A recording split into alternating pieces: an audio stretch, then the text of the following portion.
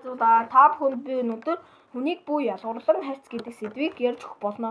Тэгээд хүнийг ялгуурлан харьцдаг хүмүүс болохоор ямар хүмүүс вэ гэвэл нэгдүгээр өөрөөсөө хүч чадал тэнхээтэй хүнийг хүндэлчихэд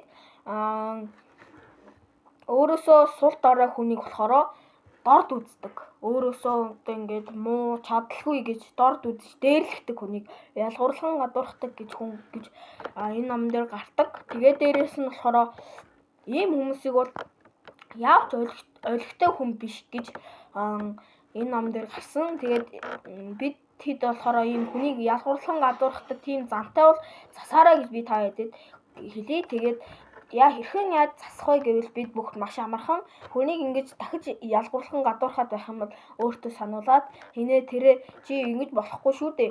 Яагаад тэгж байна гэд ингээ 2-3 удаа тэгээс сануулад үзээрэй. Ингээ ялгуурлан гадуурхах гэдэг байвал тэгэх юм бол чи ерөөсөө нэгдүгээрт ингээ тэр чин дадал болоо чи ерөөсөө хүнийг гадуурхдаггүй болчихно.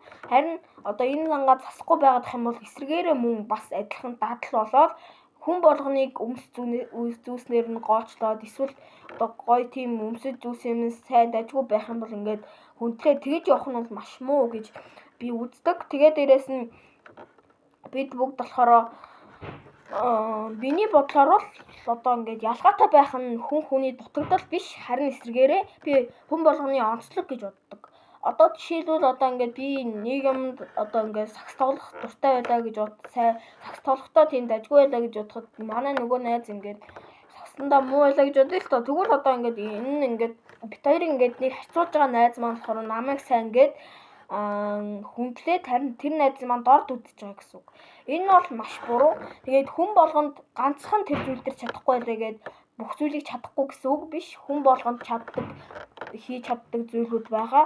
Тэр хүүхэд магадгүй одоо өөр спортоор волейбол эсвэл тийм математик гэдэгтэй сайн байсан байж болно шүү дээ. Тийм учраас бид бүгд одоо хүнийг ингэж гаднаас нь дүүнж болохгүй. Тэгээд би та хэдэд энэ одоо энэ сэдвтэй болохоор холбоотой нэг түүх ярьж өгье л дөө. Тэгвэл юу вэ гэхээр нэг хүүхэд ингээд Харвардын их сургуульд сурдаг байсан юм байна л та. Тэгээд түүний эцэг эх нь болохоор урьдчилан ингээд утсаар ярьж цаг авалгүй Харвардын их сургуулийн захиралтай уулзахаар ирсэн. Тэгсэн чинь нөгөө нэг нарийн бичиг нь их хуучинсаг хувцастай хүмүүс байна гээд ерөөсөө нэг тоохгүй дорд үзээд яг нөгөө нэг ялгаж ингэж хитэж байгаа байхгүй юу. Тэгсэн юм л та. Тэгэл ингээд очрыг хүлээгээл байж хүлээгээл байж гэн. Тэгээс үлд нь ингэдэг байхгүй юу. Уулзсан юм аа гэ тэгээд нөгөө нэг нарийн бичиг нь уулзуухаа үлдээ. Тэгээд уулзуухаар болоод тэгсэн чи ингэдэг байхгүй захиралтай ингэж манай хүү одоо ингээд танай сургуульд нэг жил сурсан. Тэгээд маш хичээл сургуульдаа ингээд дуртай дээрээс нь хичээл ном сайн болсон гэдэг. Тэгээд танайд одоо ингээд дахиад нэг өрөө ингээд барьж өгөө гэдгийгсэн байхгүй юу? Өрөө баха тийм. Өрөө ингээд барьж өгье гэсэн. Тэгсэн чи нөгөө нэг захирал нь манай нэг өрөө л гэхэд амар ингээд үнэтэй та хоёр ингээд ингээд барьж дийлэхгүй маш их одоо ингээд зардал гарна гэдгсэн чинь ингээд нөгөө нэг үн хэлдэг байхгүй. Тэгсэн чинь нөгөө эцэг их нь болохоор ингэж хоорондоо ярилцдаг. Хоёулаа чи баг нэг бүтэн сургууль одоо ингээд бүтээчих баг сургууль ингээд яачих боломжтой байх шүү дээ.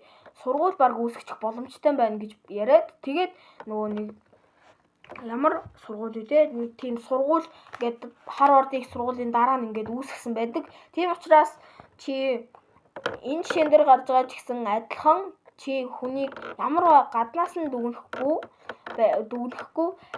дотроос нь дүүн чадах юм бол тэр хүн ямар ч их эд баялагтай боловсралтай хүн байж болно. Бас нэг өөр жишээ нь бол хүн ядуу тийм одоо ингээд амьдралтай байж болно. Түүний ирээдүй ямар байхаас өөрөөс нь шалтгаална. Тийм учраас чи тийм муу амьдралтай байлаа гэд ирээдүй чинь тийм харахгүй бүрхий байна гэсэн үг биш шүү.